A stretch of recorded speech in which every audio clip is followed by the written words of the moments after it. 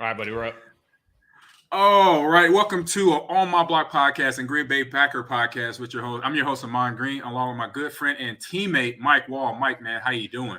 Hey, I'm doing great, man. We were just talking about one of our favorite new shows, The Boys, and on Prime Video. Oh my God, you just got me giggling. That show is amazing. It is amazing. It like watching it this weekend and watching it, just knowing all the seasons. I was like, this is a show I know Mike can just attach himself to and watch it.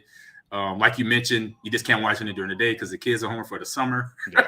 So it's because it is discretion, advisor discretionary to who is in the room, age limit wise. You got to make sure you have 18, at least 18 and up in the room watching this. Yeah, that's like a legitimate show where like sometimes I'll watch like a rated R movie. I'll be like, you guys can watch this. It's just a little bit. This show is like absolutely not. No, you can't. I don't want to explain that much stuff in one episode.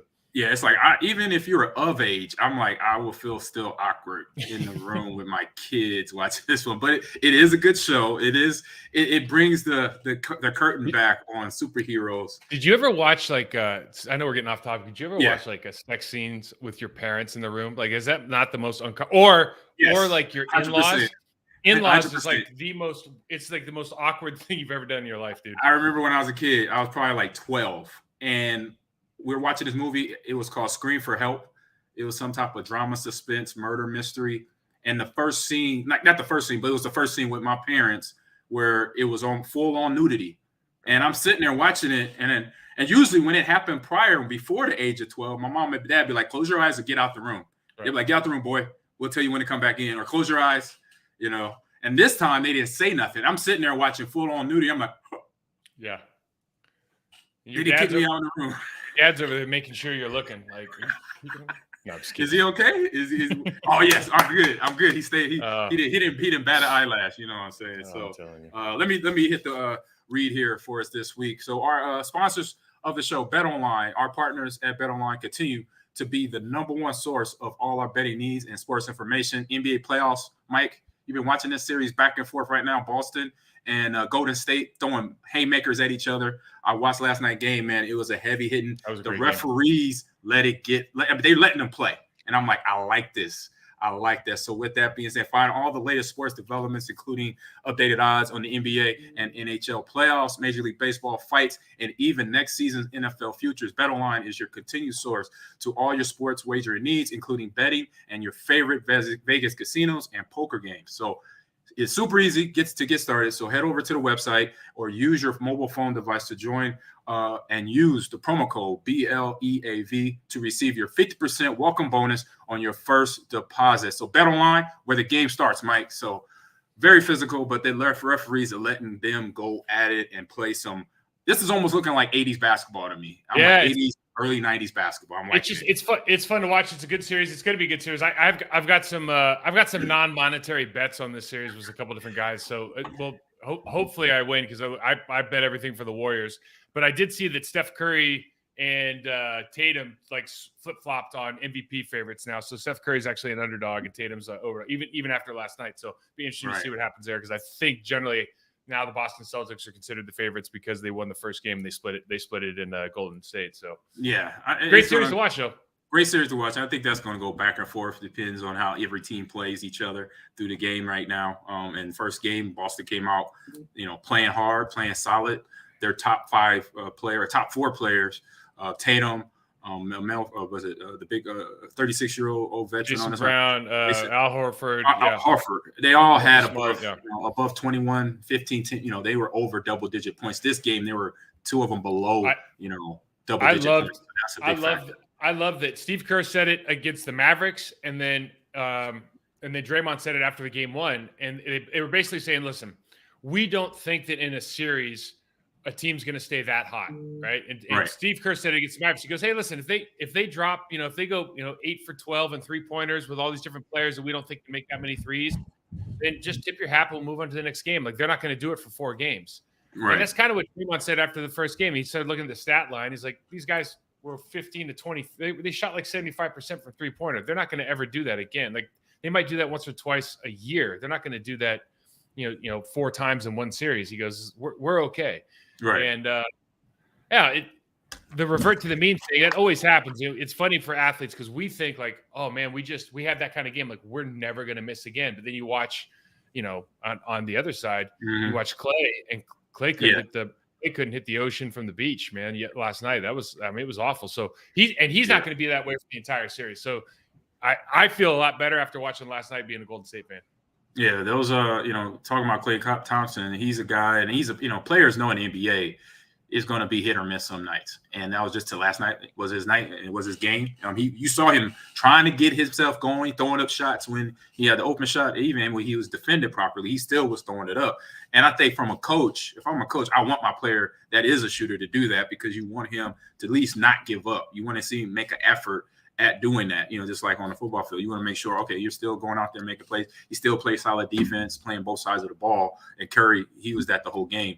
And I say that was the big factor for them in that game there. So let's roll into this Packer news. And I'll talk more about this and get off my line because, it was a golf event. It merely meant nothing. And we kind of talked about already. It was just a lot of trash talking, a lot of bad jokes between Aaron and Tom, Pat Mahomes and Josh Allen. So they win the coveted now, what is it, 4 years? It's been around 4 years now, 2 or 3 years, the match or something year like one that. For me, buddy. I don't know.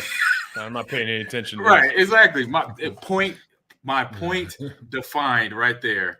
So the match was won by Tom and Aaron. That was probably the only biggest thing for the Packers this weekend, other than minicamp. OTAs coming to an end. So rolling into OTAs coming to an end. So what do coaches want to know about their players from this point, gearing up into training camp? Once the mini camps or OTAs end, basically. Yeah, so I think the big mini camp is going to be next week. I think it's the 14th of June, something like that. It's a mandatory one. Yeah, so when we talk about OTAs, though, just this whole process right now, it depends obviously where you are in your career as far as from a player's perspective. But coaches just want to see that you're making progress. They want to see that you're getting bigger, faster, stronger. They want to see that you're learning the playbook. They want to see what kind of person you are. If you're new to the team, if you're new to that particular coach, if the coach is new to the team. Listen, it's all about building these relationships and earning trust and building that respect factor. We talk about, what really makes championship teams. The best teams in the world are filled with the best teammates. Yes. That's something that we don't really talk about. And a lot of times now, because we have these OTAs and mandatory mini camps and blah, blah, blah, blah, blah, and these guys are here for multiple months, we'd like to, I think from a coach's perspective, we'd like to kind of pine for, hey, these guys need to get together and build these relationships in this offseason because lifting weights in April has some sort of impact on their ability to be a team in July. I know you and I don't necessarily follow that train of thought, but I think from a coach's perspective, especially when you have new guys in, you're just trying to make sure that, hey, do I have a good group? Is my room a good room? Is there something that is there a certain way I'm going to have to treat individual players? Is there something I need to think about or tell them to think about when they go away for July and they spend that month away? AG, one of the weirdest things, and give me your perspective on this, is we still have a off-season platform where we work out April, May, June, take a month off, and then go into training camp. And if you kind of looked at like any kind of periodization model or any kind of athlete development model, you would never take 4 to 5 weeks off right before if things get serious, right? There'd always be like a ramp up period. And it seems like we still have it backwards. Now I know that we all value that time in July, but I think the fear factor for teams is that a lot of guys will come back out of shape. Correct. And, looking into that last minute stretch, that 4 or 5 weeks, how I looked at it the same way you looked at it, that was more of a tune-up phase for me. So when I would come out of camp, I would obviously talk with my coaches in terms of running backs and then the head coach in terms of what they want out of me and what they saw out of me, where I can, get better or not, or just stay where I'm at and just keep it going on cruise control or whatever in terms of my knowledge. And then physically, they could see, obviously what type of shape I was in, running sprints, running the ball down the field, whatever, catching the ball and that nature. So for every position, like you mentioned, every coach is going to say, hey, to each player in their room, this is what I like, this is what I don't like. Or, a good coach will let you honestly know that. I was going to say a good coach will do that because I'll be real honest with you. I didn't have a single coach do that for me until my exit interview, my last season in the National Football League. So for Seattle or Carolina? So that was in Seattle. I had Mike Solari, and at my exit interview, he handed me we kind of went over some stuff, and he handed me a DVD, he said, hey, these are the things I want you to work on next year. And I ended up not playing because of my shoulder. Mm-hmm. But just from the 7 games, he had put together some clips of things that, listen, this is the areas of opportunity that you need to work on. And I had never gotten that information before. I'd never gotten that feedback kind of going into a time where I was going to work on my own stuff. I had always had to kind of figure it out on my own or figure it out from guys around me. And so I really, really value that. So I hope that a lot of these Packer coaches are thinking about, okay, what can I give these guys as far as information to build on, whether it's film study, whether it's some sort of strength and mobility, whether it's technique, what can they build on right now? So they feel like when they're coming into training camp, man, I've fulfilled kind of everything. I've ticked all the boxes that I wanted, and I've ticked all the boxes that these coaches wanted, because that really helps build confidence. Exactly. Because for yourself, you know what you want. You want to feel a certain way. You looked at, if you didn't do it, you should be doing it as a pro, cataloging how your previous years ended and then how the off seasons trended for you, up and down, your weight, where your weight was in November to December for playoff push, where your weight was from January to March for off-season conditioning, and then sit still till now. Cataloging those little details, because those little details, I remember keeping track of my weight. My prime weight was was pretty much around 218, and that was the years from 2000 to about 2004. And if I got a little heavier I say more of the heavy side, obviously, and I say one in 2004, I kind of got a little bit heavy because if you remember, I had that I had a weird ankle injury where it was like if my ankle was inflaming, so I couldn't practice that much. So my weight had risen to around 222. I was still productive, but I knew, okay, that's not my the weight I want to be. I want to be fine that way. So players got to understand that too from their side, but also listening to that coach. If like your coach in Seattle gave you that DVD, that's priceless. And to me, that tells me, okay, man, this coach wants me to get better. Exactly. And regardless of my age, you're a veteran, you're 12, you're 11, 12 at that time, and he still wants me to do this. So because he understands that having you ready to go with these areas now better by July and August, it makes it all the better for the rookies that got to get better overall and learn their playbook and comfortable to the team. But then having a guy that understands it like you, I say that right there, that's a reward, and just that sweat equity that a coach right there who doesn't have to do much, and it's all on the player, to come in ready to go. To me, that's part of the job. Yeah. I mean, honestly, and I say that knowing I just made the statement. I didn't get that until my last year. But that really is, for me, that's part of the job. It should be, if you go into other sports and you look at, they call them IDPs, they call them individual development plans. Yeah. They do them in soccer all the time. And every quarter, every 4 weeks, whatever it is, they'll sit down and they'll say, hey, listen, these are the areas of opportunity. It could be 1 page, it could be 4 pages. These are the things that we consider important criteria for your positional requirements. Mm-hmm. These are the things that you need to work on. These are the things we want you to lean on. These are kind of your superpowers. And we're gonna continue to change this and make changes and inform you on what the expectations are and how the expectations change from quarter to quarter. But it really gives athletes a blueprint for success, because that's one thing that we don't inherently have. A lot of us is this kind of internal, like, how we're going to get there. We know we want to get there, right? But how are we going to get there? And that's where a coach can really make a monster difference in an athlete's life. Yeah, and because it lets the player know exactly what he needs to do to work on. He knows, like I mentioned, he already knows what he wants to do personally, but now he knows what, from a team standpoint, what the team wants him to look at to get ready for a training camp going into that later in the summer, basically. So going into that, so what, if you're able to see video or any highlights or anything about minicamp or training camp or minicamp for these players, so who do you think will be a breakout player for the Packers this upcoming season?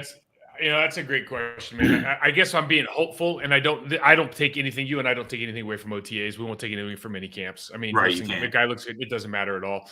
But I think for me, there's a couple guys that I would really love to see be breakout players because of the positions they play and the necessity of having like a monster player there. Mm-hmm. And the first one might be Josiah DeGuara. Oh, tight end. Yes. Yeah, because we don't have a 2-8. We don't have a 2-8 tight end. Mercedes Lewis is getting much older. He obviously is not a threat in the passing game like Tonyan is, but Tonyan is coming off an ACL and is not a willing blocker. Now, he has a great relationship with Aaron Rodgers. He's built that up. So he is a receiving threat, and that is a huge part of the offense. And I don't want to discount that, because sometimes I do discount that as far as him not being a complete tight end.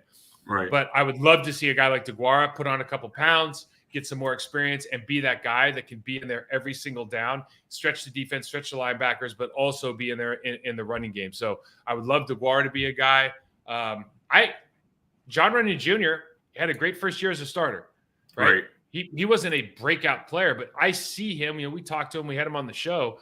I see him being a guy that could take a huge step this year and become like one of those guys who is starting to be mentioned around some of the better guards in the league. We talked about, he talked about the things he wanted to work on to get there, just get that more experience, get a little bit stronger, a little bit, more athletic, and keep refining his technique.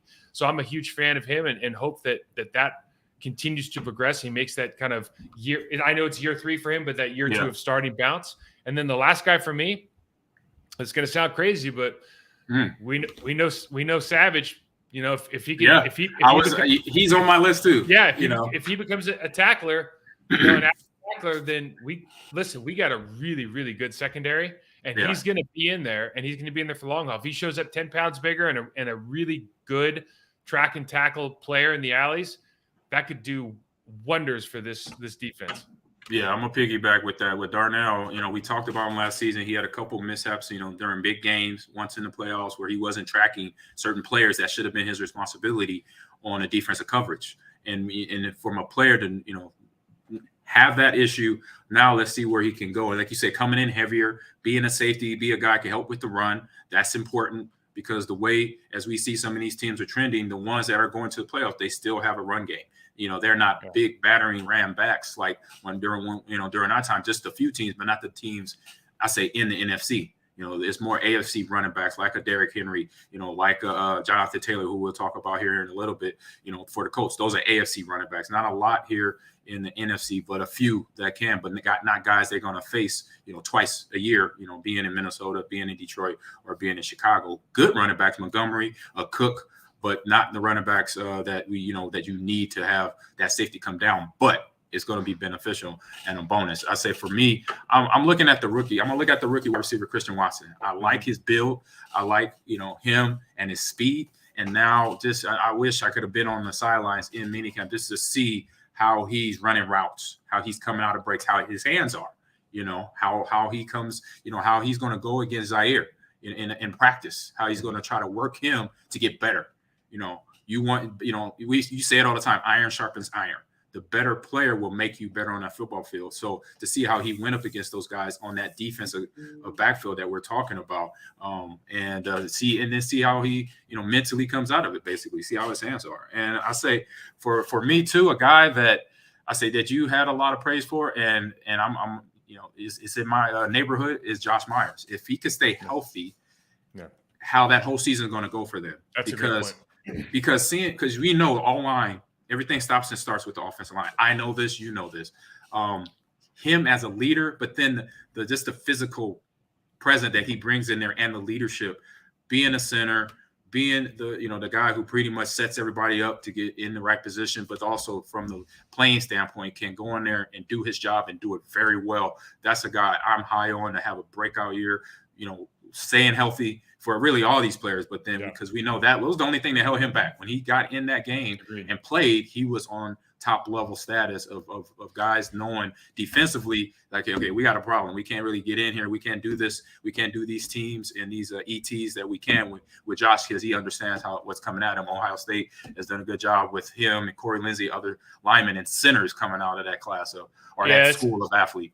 That's such a great point. And I think we're both bringing up offensive linemen because, in part at least, because the big man Bakhtiari and Elgton Jenkins, we don't really know their status, and we don't know how they're going to come back. And we know when they're healthy what they do. Yeah, exactly. But we just don't know what they. Listen, I had a life-changing or a career-changing shoulder injury. Like, you just don't know what you're going to come back from, and having opportunities for guys to step up is a necessary evil in the National Football League. And I think luckily, again, we've had really good coaches. Stanovich is now going to coordinator. That's really going to help the development of the offensive line because they're not going to be put in bad situations.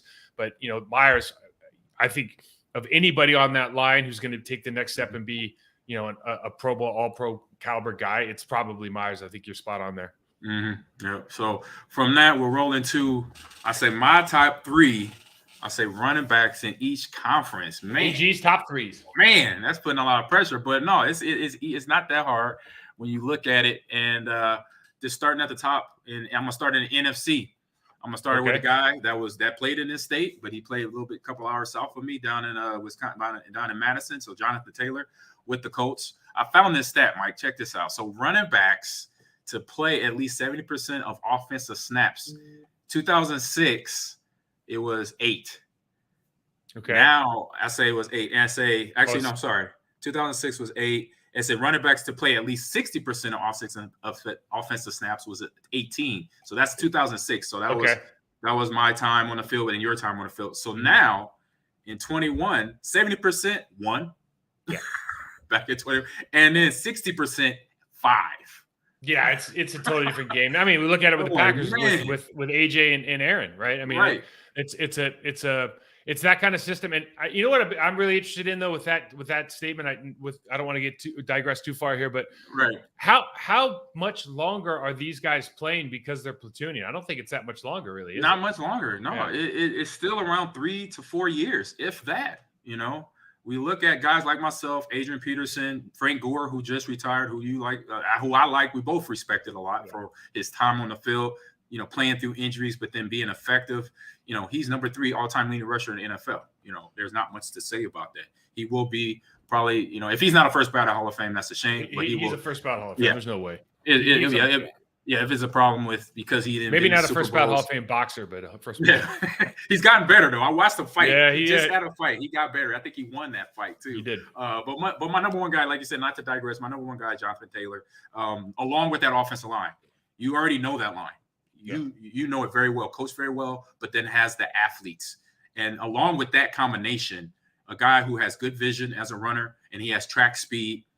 When the line basically does their job, gets their run fits, and on that, you know, and the aggression they have, the size they have, and the technique and the ambition to get their running back down the field. That's the Colts offensive line up and down. That's what helps him. And he's only, you know, he's what, 22, 23 years old. He's still got some. He's a home run threat every play, isn't he? I mean, that's the thing about Jonathan Taylor, maybe more so than anybody else in the league right now, is because they open holes like they do, and he's untouched for 3 yards. He's a big play threat. He's, you know, touchdown every single play, every time he touches the ball. And I don't think there's anybody else in the league that you can say that about. Yeah, so only other person that you could probably say is Nick Chubb, the next guy. So another AFC back, Nick Chubb is just, I say between him and Derrick Henry, who's my next back, the only thing that slows them down is injury. You know, when they're healthy, you know, Derrick Henry had the foot injury last year.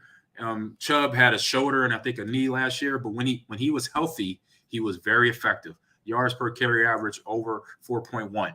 You know, so the guys that do that, I say 3.5 is the norm. I say 3.0 is what you want out of any running back from the Division I college, you know, for Division I college to NFL Pro Bowl level. You want a 3-yard or more average, and they have that. These running backs do that, and then like I talked about Nick. So that's Nick Chubb. That's Jonathan, Nick Chubb, Derrick Henry with the Titans. Are you going in order? Is that 1, 2, 3 for you? Yeah, it's 1, 2, 3 for me, right there. You know, and there's no NFC backs, unfortunately. I say I will bring in Aaron Jones, AJ Dillon.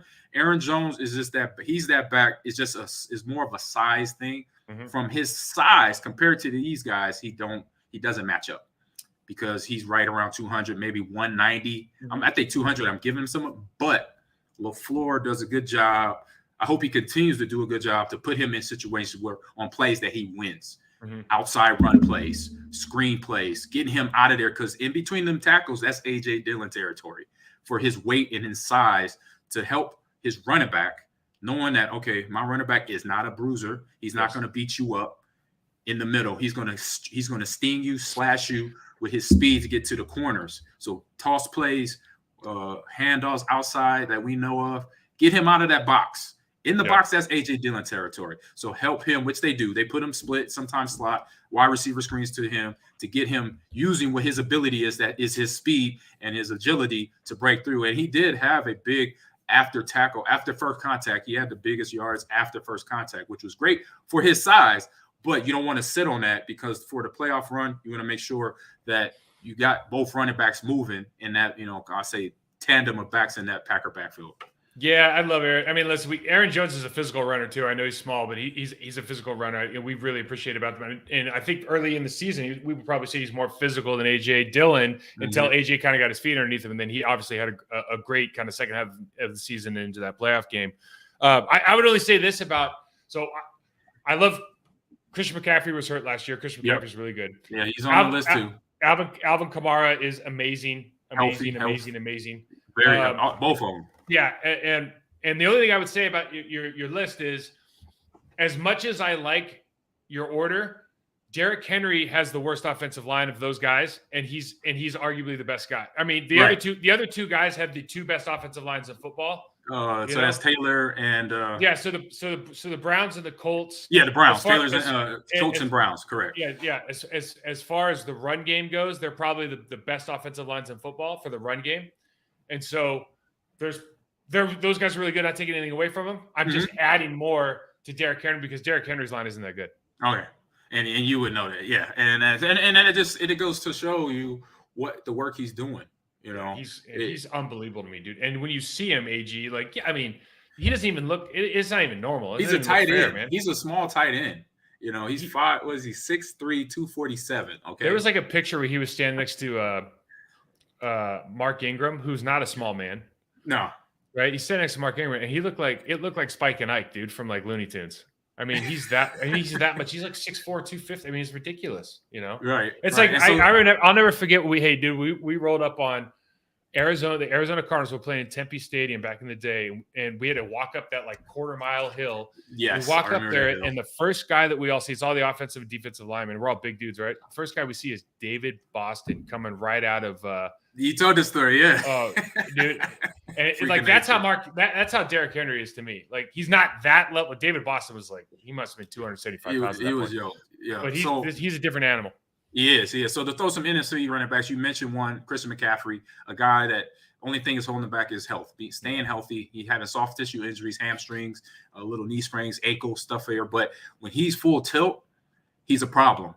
He's physical for his for his size, physicality, he brings it. But then it's the passing game that I like about him. I was gonna say is him and Kamara. If you just looked at like guys that can do everything, yes, they're probably the best too, right? If guys can do anything, you see him and Kamara speed about the same, and it's their ability to make guys miss in space. Mm-hmm. Christian McCaffrey and Alvin. When it's one-on-one, I'm already thinking about the next guy. I'm not worried about the guy that's on him. He's about to lose this guy. Either he's going to run him over or juke him or jump over him. One of the three. You know, they use all of their tools to get by a guy, and they make it look real simple. And so then another NFC running back, it'd be Delvin Cook. His younger brother will be in the league this year, but for Minnesota Viking guys, a guy who then is the same size as Aaron Jones, but plays a little bit heavier than what his weight is. He played through injury again this year with shoulder, I think a knee or ankle, something like that. But a guy that played through it, and that showed just how his toughness is in this NFC division. So NFC North as well. So I'll say him, and then I'm trying to think anybody else. I think that's about rounds out the best of the NFC and the AFC right there. James Conner's in there, but like Austin Eckler you could throw in there because he's on a good team, and now that team got better. Who we're going to talk about here in terms of the best of the worst of divisions coming up here. I defer to you, obviously, with running backs. I really love both our guys. And I'm not just because we're Packers guys. I really think they're excellent players. They should be there. I think they could be perennial Pro Bowlers. I think they just, unfortunately, we talked about this at length. Like the platoon system, they're gonna eat their own yardage. You know, we might have 2,000-yard backs, but you're not going to have a guy with huge numbers because it's just not the nature of the business up there in Green Bay. Correct. If that thing could, work out the way it should, then they got multiple, Super Bowls under their belt, on their fingers, things of that nature. So we'll roll into the worst to first. So what divisions could you see a new leader? I'll start off with you, Mike, on that. So let's go. Well, there's 8 teams right now. Last place last year: Lions, Jags, Jets, Giants, Panthers, Seattle, Denver, and Cleveland. Okay, correct. So for me, well, I think let's just get this out of the way. I don't think the Lions. Right, is hard. I'm feeling pretty confident the Jags aren't. The Jets are not. The Giants. The Giants. you just never know what you're going to get with the NFC East. But I don't think the Giants can go from worst to. I just don't think they. I like that they brought in a new coach. I'm a big fan. Joe Schoen, I know very well, the general manager. I think he's going to do an excellent job there. I still don't think they have the quarterback to win the division. The Panthers. Now, here's the deal. You don't ever really know when the wheels are going to fall off with Tampa Bay. Okay. True. Yeah. And the Panthers, I don't have a ton of faith in the Panthers, but the Panthers could show up. I mean, let's say this rookie quarterback Corral comes in. I don't think Sam Darnold's the guy, but Corral could come in, do something special. They have weapons around them. They have a good defense. They're a team. I think that division in general is going to be. Everybody's just assuming the default is Tampa, and it might very well be. But if Tampa slips up, if Tom Brady gets hurt, they're a team that could be in the battle. Mm-hmm. I don't think Seattle has a chance. I don't think Denver has a chance at all. I know that everyone's excited about Russell Wilson being there. I don't think he'd have a chance to win that division. Cleveland has a chance to win it if Deshaun Watson gets to play at all. True. They have a good team. And you look Pittsburgh. I know Cincinnati. Cincinnati's got to regress to the mean in my book. Like, there's no way they come out and win like 16 games or something this year. Like, I think they're going to be a good team. But even with the pickups that they made of the offensive line, they still have the same fundamental problem. They didn't change the coaching staff. They didn't change the way that Joe Burrow plays. Like, there's going to be some fundamental problems. They didn't bring in guys that are just like La'el Collins is not like a pass protection wizard playing right tackle. Like, we're not. Let's not act like guys are things that they're not. Right. So I just think and the Ravens, look, they're just injured every year. So you just don't know what you're going to get in that division. That's going to be a lot of competition. They kind of eat their own lunches. So Cleveland could show up and play well as long as they get Deshaun Watson for any length of time, which, boy, some of the stories that came out last week, man, you just have no idea what's going to happen there. No, I mean, banking on Cleveland, like you said, staying healthy, and then Deshaun Watson playing, and that is something that we'll know before training camp, and that decision there will then kind of lay the groundwork on how their season is going to go, into training camp. Denver, again, for me, it's going to be, you want to see them win because they got a good player on Russell Wilson. They got some tools. They got the the kid Noah Fant, tight end, and they got a run game with Williams. So Noah Fant went to Seattle. Yeah. Oh, that's right. That's right. They traded him. That was one of those. That was one of those deals where you're like, dude, you just traded away. I mean, like, right. You know what? Yeah, I did. You got some other guys, and I blanked on that, but still, it's still an interesting part. Seattle too. They got not the quarterback level there. Defensively, they lost Wagner too, so it's a lot of open spots there for leadership to get replaced. But also, playing in that division is still a tough division, the NFC West. And now they're looking at potentially being at the bottom of that division. And again, with Panthers, I agree with you. Darnold is more of a Band-Aid instead of the actual solution to a problem there at the quarterback position. Jags and Lions, again, just a disarray of rebuilding, starting over, rebuilding, and really don't even know who is the foreman right now. We got because there's been so many rebuilding processes. We got to root for the Jags because of Doug. Doug's down the run in the show. Yeah, now. Doug Peterson. And he did a great job in Philly. That just seems and Shad Khan actually seems like a great owner. I don't know but he sounds like a good businessman. Correct. Yeah, and then every step you're like, you guys screwed up again. Like, how do you guys keep screwing up? You seem like a good dude. We're rooting for Doug, but that historically that just seems like a really tough job. Yeah.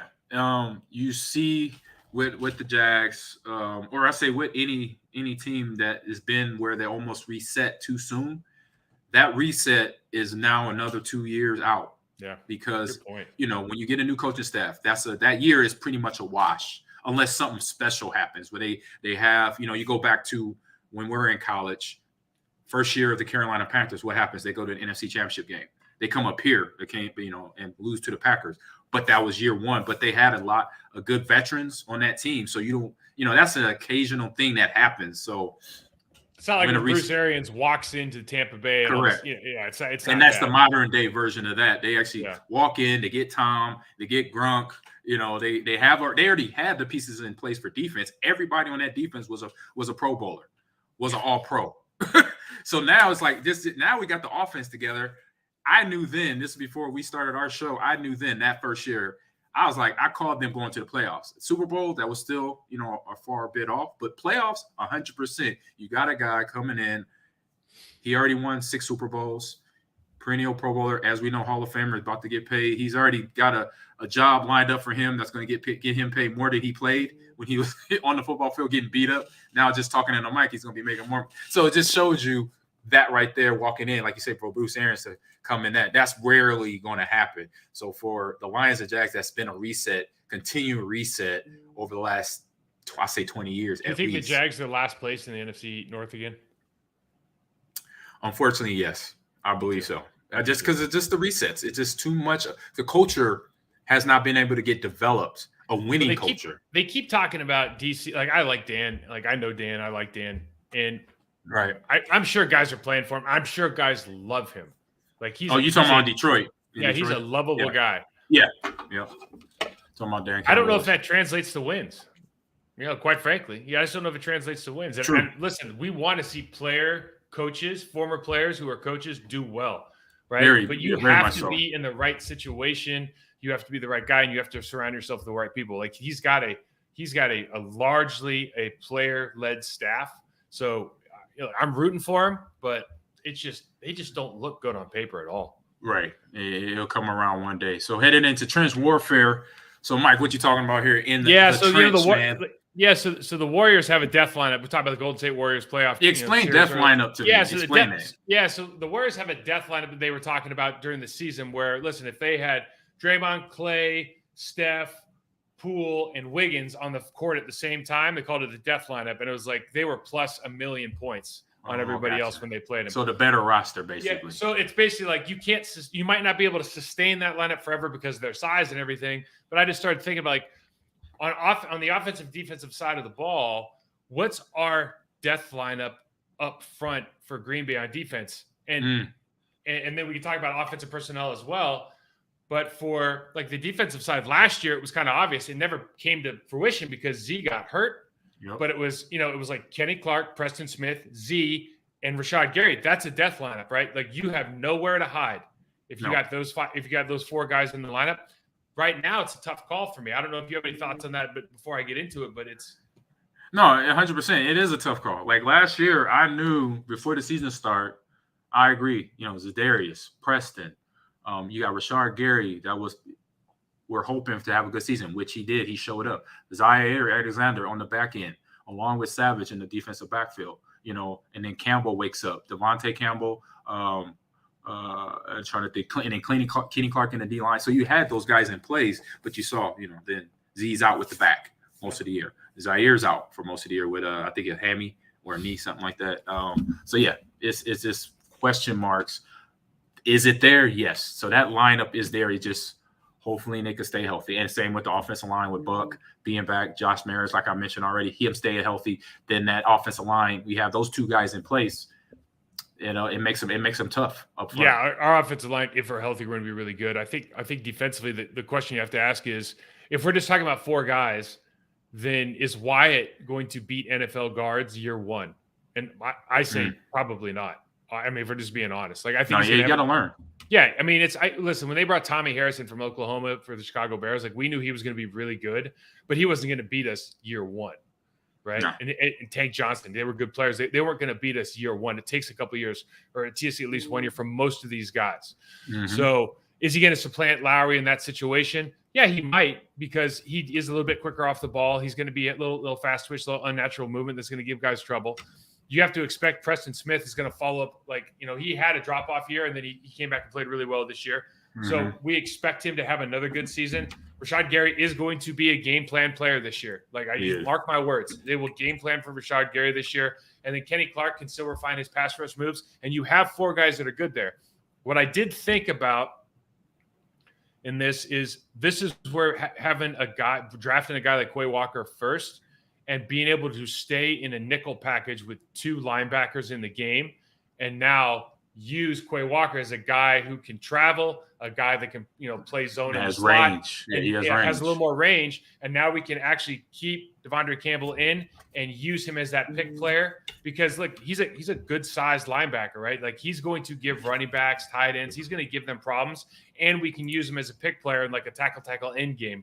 In those 3-man kind of games, he's not going to beat somebody one-on-one. He's not a Micah Parsons, but he is a guy that is capable of kind of getting into the gaps and creating a little bit of havoc. So that is maybe where a guy like Quay Walker, we see that real value, is being able to stay in a nickel package, maybe instead of going to a dime. Yeah, Quay Walker 6'4", 240, but he's more of a slim build and has that speed element, so he could kind of be like that rover back that we had back during our time, a guy that we knew he could help stop the run, but he could also, like you said, take that slot receiver. And usually those slot receiver builds, are you talking about a Wes Welker side, a Randall Cobb at his prime size that is going to be running around, disrupting the middle, trying to outbeat linebackers in the middle. That'll be a guy who could keep up with them.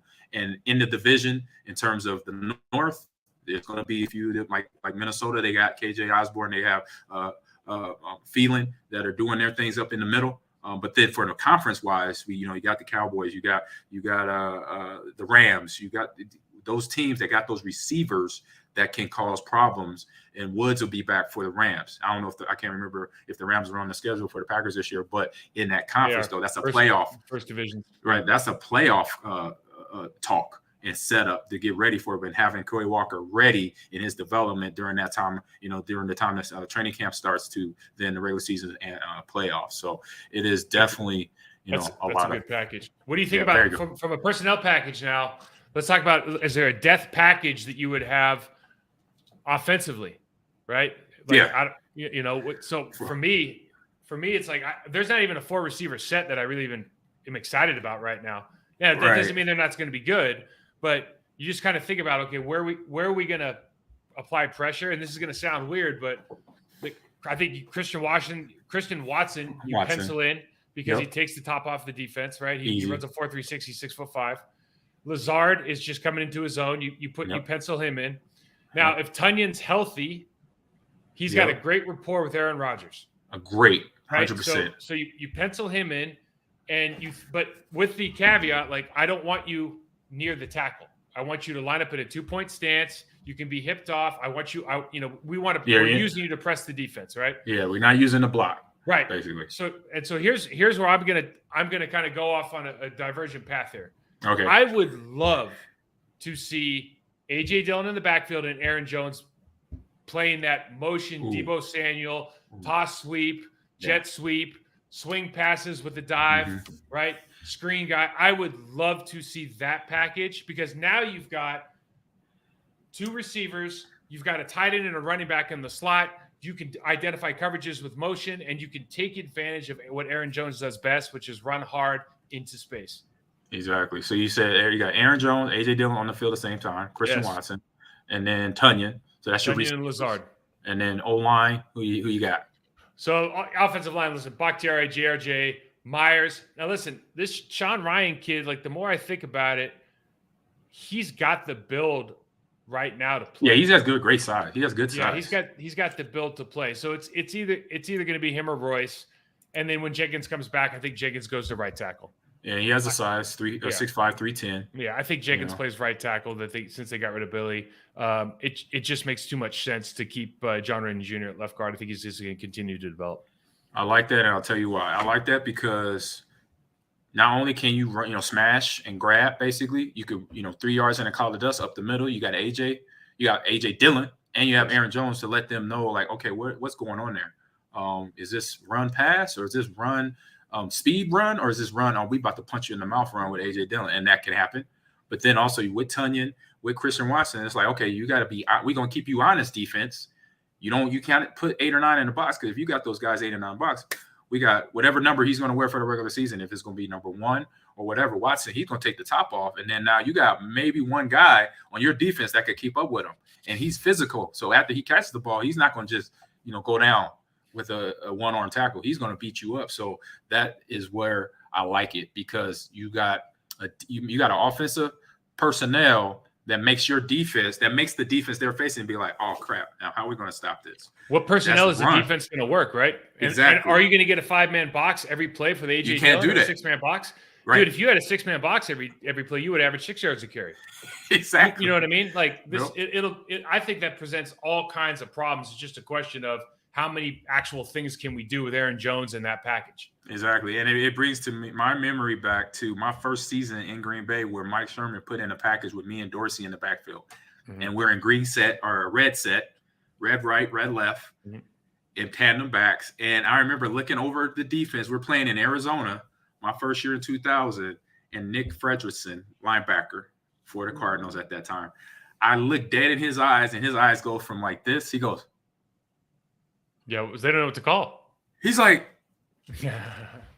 he sees Dorsey, he sees 30. He's like, there's 2 running backs. Hold up, timeout. But it was no timeout. Ball got snapped, boom, boom. I run the Texas route. Dorsey runs to the flat, and they're just totally scatterbrained because they're like, wait a minute, these are 2 backs. This could be a power run. This could be a screen to either one. Where do we go for? And that's the problem that an offensive coordinator or players of that personnel package can cause problems throughout the season. And then if people stay healthy, then that's just one extra playbook of plays that you have. Well, you know what? We're going to go to this. You're basically dictating if they stay in and that's 21 personnel. If you're going to stay in base personnel, Aaron Jones is going to eat up your linebacker. So you're going to have to be in zone all day. So you basically know what you're going to get every single snap, right? Yeah. And that's when I started thinking about it, like that's what I would love about that particular personnel package. We'll call that the death package. Hopefully we see it. Oh man, we see that, then we already know what's coming at the guys in NFC North and any teams on that schedule coming up. So we're gonna get off our lawn. So look, who's on your line this week? You got somebody's girlfriend that did something crazy. I know the movie. I've seen. Have you seen the movie All Pass? Okay, so I haven't seen the movie. This was Check an actual. The movie out, please watch the movie. This is with Owen Wilson. I have seen the movie. Yeah. Okay. Yeah, great movie. Yeah. Hilarious. So this people have probably seen this already, but if you haven't, I haven't seen. I don't even know how to Google this, but there was an interview done over the last week, and this guy's walking around and he says to this couple that are just boyfriend girlfriend in their 20s probably, and he goes, if you could have a hall pass, do you guys know what a hall pass is? And they both go, yeah. Do you guys have that? No. Okay, well, if you could have a hall pass with anybody in the world, who would it be? And there, most people say celebrities and whatnot, and they go, anybody? And the girl goes, I can have a hall pass with anyone? And she looks at her boyfriend, and the boyfriend says, yeah, you can say whatever you want. He's probably thinking like Shakira, right? She goes, my ex-boyfriend. That was the hall pass, her ex-boyfriend. It was funny. I fell out of my chair. I mean, it's the worst thing I ever heard. Oh, my goodness. That guy, I've never heard a body bag being delivered like live like that. Wow. That was awful. Who could I cheat on you with? My ex-boyfriend. Yeah, you thinking, okay, Woody Harrelson, Shakira, like you said, Shakira. Just think of any rap singer, R&B singer, right, or actress or actor, right. But your boyfriend, ex, I was like, that's terrible. That's like my question is, y'all been talking? Like, what's the dude? What the frick? Speaking of Shakira, I didn't put him on Get Off My Lawn, but Gerard Piqué is the center defender for Barcelona. He's been a great player there for years and years and years. Yeah. He's been living in an apartment in Barcelona apparently because he cheated on his wife of 14 years or whatever and mother of his 2 children, Shakira. Who the hell cheats on Shakira? Like my brain could not my kids' brains, they're young. They couldn't even fathom the idea. My son, my 13-year-old's like, how do you cheat on Shakira? And I go, I'm speechless. I have no idea. She looks great. How many kids you said? I think she has 2 kids. I think she looks great. Yeah, what's the problem? It's Shakira. I mean, there's certain things. My wife's like, oh my God, what is she? If I was Shakira and I'm not Shakira, the only thing that she could do to get back with the guy, though, seriously, is she should go to the Real Madrid team and sleep with the entire locker room. That's all I'm saying. There you go. Hey, that'll definitely, that's a hit back there. That's a clap back, as the kids say. That's a clap back today. Mm-hmm. Oh my God, that is crazy wildness. And so, what's your next one on this list, sir? Okay, this is a little more serious, right? Okay, I read this one. So, if you read this, so there's last week the state of Ohio, there's a transgender sports bill. Okay. And here's what, there's a couple of things that really bother me about this. Because there's a whole transgender debate about where, like, can transgender women, men play girl sports? And I have some thoughts on that. I don't know if I agree with it or whatever, but this was snuck into they tried to sneak this amendment into a bill designed to modify teacher residency. Okay. There was a teacher residency motion bill that was presented, and the last minute they snuck in this amendment that is completely unrelated, and it was focused on if you're 9 years old, if you're 12 years old, if you're 15-year-old female, you're playing women's sports, and you are beating the brakes off of everybody else, you have a strong jawline, you're just better than an angry parent can go up and say, I think that's a transgendered athlete, and they have to get a medical examination from their doctor, which is invasive as hell if you read the details. Right. In order to prove that they deserve to play there.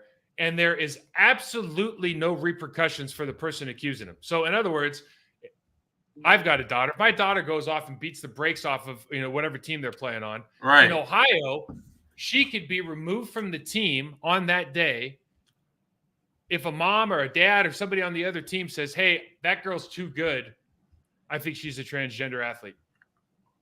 Get her out of here. And the thing that's humiliation with a physical. Oh, think about the humiliation. But here's the thing. We just talked last week about gun laws. Correct. We did. Okay. Yep. This is why we can't get anything done in this country, because this amendment was put in the last minute on a bill designed to talk about a teacher residency program. Okay. Completely unrelated. And this is what happens in our government, right? Oh, let's just slide in something that is going to be absolutely the talk of the town into something that's completely unrelated. And we'll just try to slip it in and get the vote in, right? Yeah. Grease a couple pockets and call it a day. It's just, we have to make, this is exactly why we have a gun issue problem. I mean, all the, 100%. Everything we deal with, this is why we have issues. This is underhanded. Underhanded. This is basically saying, this is unfair, so I want to change it right now. It's like, no, it doesn't work out that way. It's a game. But this game is obviously, when you look at the whole scope of things, to just kind of sneak in with the change of the rule last minute because your team is not winning or your son or daughter, you can't. That's not a serious reason. It's worse than like California is a direct democracy, which is basically kind of what you're saying is like, oh, I don't like I like blueberry cake. So I'm going to make a motion to pass blueberry cake on Tuesday. Yeah. And on Thursday, I decided I don't like it. So now I'm going to put a bill to take it off. That's what California does. This is even, first of all, the whole kind of debate that a parent can go and complain about a kid. I think that's disgusting. Yeah, it is. Let your kids play. So there's that part of it. But I think that's a larger debate because you just kind of see the other side. Like AG, if you all of a sudden, if you were 14 years old and all of a sudden decided that you wanted to play women's sports, like that's not fair to a 14-year-old girl. It is what it is, right? Like you're built differently. But that's a different conversation. But my point 100%. Is like if you slide that into a bill that's unrelated, like that, there's got to be. How can we vote that out of legislation? How do we legislate that out of what our lawmakers are allowed to do? It just bothers the hell out of me. It's a Trojan horse because it's like you said. It's a Trojan horse because it's for teacher. It's a teacher guideline, but you're sliding that in to protect a certain area just because you felt this way at that moment or you saw something.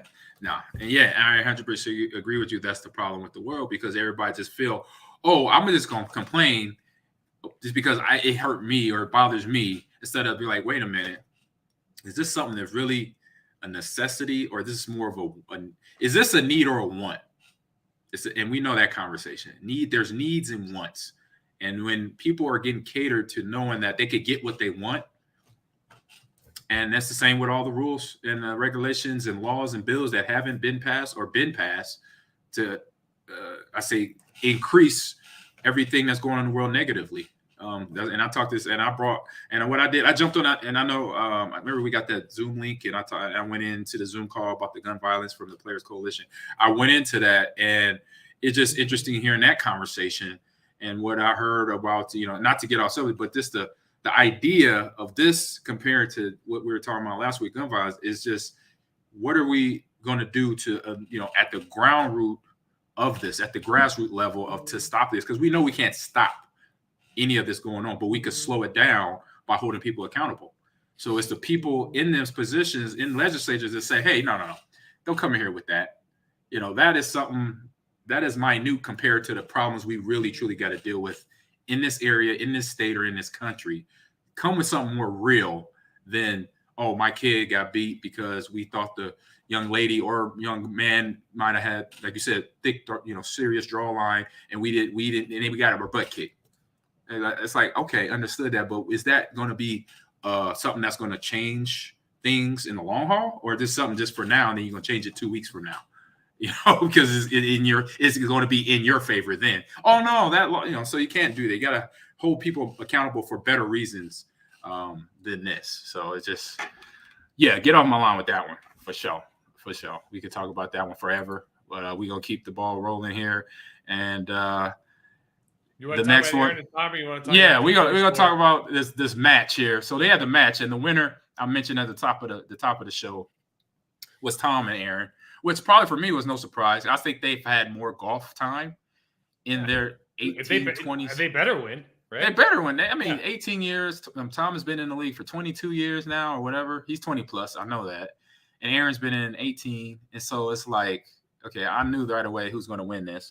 Trash talking, though, obviously, is the funnest part. But just hearing some of the bad jokes, they saying, I think Pat says to Josh, and Pat and Josh are teammates. They're on the same team, and he's dropping his teammate off. He's going to say to Josh, hey, Josh is, he's afraid of a coin toss and vegetables. I'm like, dang, that's cold. And that's your teammate. I'm like, I'm going into the match. I'm not down talking my teammate.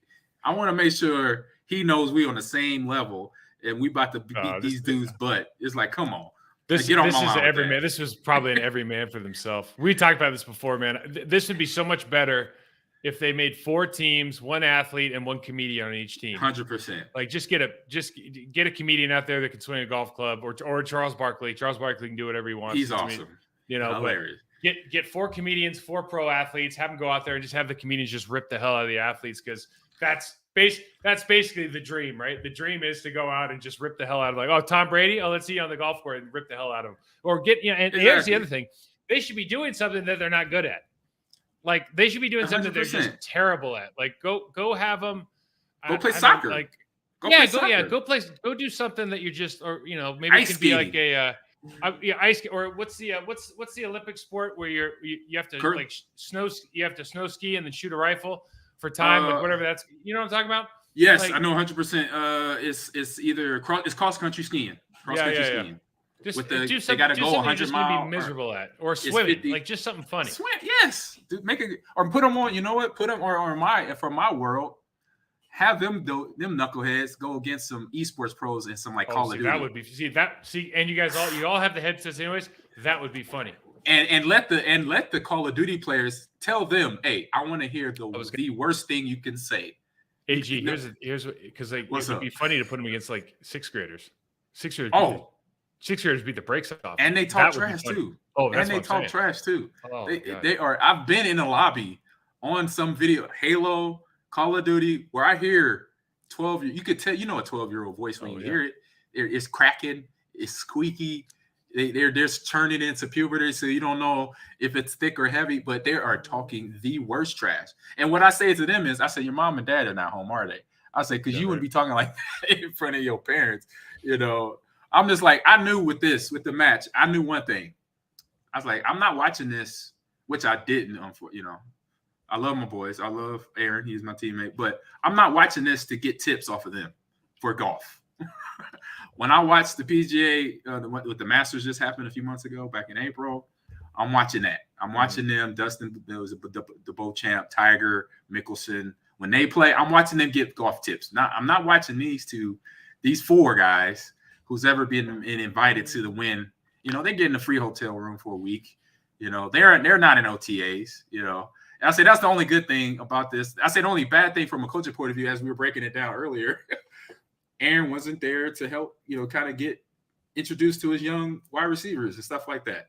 So we know we got to work on that in the first couple of days of the mini camp. LaFleur has to.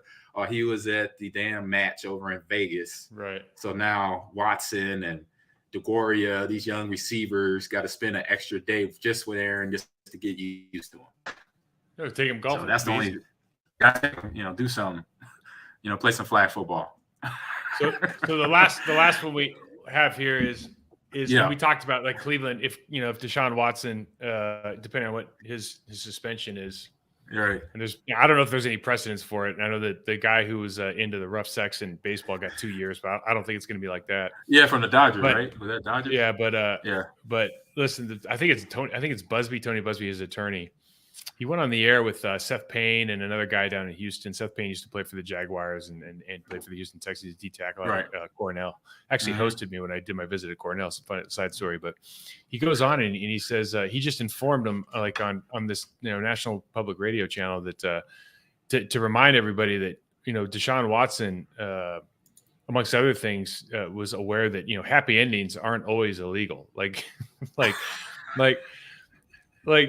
This just goes back to this whole thing. It's like the Amber Heard Johnny Depp trial. Yeah, and everybody, people are hurt from this. Like I'm sure. It's always hard.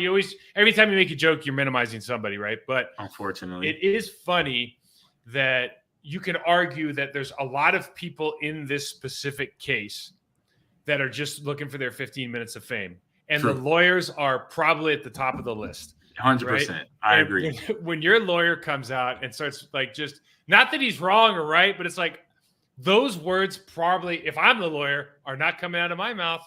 No, you know what I mean? Like I can't imagine the reaction of like the Deshaun, Deshaun, the guys who are hosting the radio show, right, or like the opposing attorney when he hears that. Like my eyes would light up and just like you can't help but giggle. Like well, shit, man. Like, I had no idea. Thanks for helping me out on that little tidbit of information. I didn't know that was the problem. I'm like, if I'm in Deshaun's shoes, I'm like, bro, what you just say? Like, come on, Eric, show over. Like, come here. We need to talk. Right. Please, you help me. How much am I paying you an hour to be on this show? By the way, I just paid you $1,000 to go on that ESPN radio show. That's probably a 30-minute worth. And you probably just sunk the ship right there on that one-liner right there. Like, come on. Yeah, get off my lawn with that. Lawyer, that is ridiculous there. So we wrap up our show. We're at the end of the show there. So Mike, man, thanks for jumping in. I hope everyone enjoyed us and give us the feedback, give us the information we need. You could download us at anywhere you download your podcast at, is what iHeart, Spotify, Pandora, Apple Podcasts, all that fun stuff. Give us that feedback. We need it to get better. And on social, you can find me at Amon Green 30, all one word, on Twitter and Instagram. Mike, you let people know where you can find you. Is at the bottom of the screen too, as well. Yeah, Mike Walsh 68 on Twitter, Process to Perform on Instagram. AG, we're going to drop this on the Believe Sports YouTube channel as well. So if you guys want to check out the video on this show this week, we'll be on their YouTube as well. There you go. So it'll be video. You can see the video, right? That means you can see this. Yeah. Nice. Yeah, money. You want to talk about making your money, AG? Look at that. That is what we need to do. And I've been hearing the migration from Twitch to YouTube has been happening. So it's interesting. So yeah, we're on YouTube. Good. Find us. That is good. With a lot of Believe shows that are on there. And we'll be back next week. Same back channel, same back time. All right, Mike.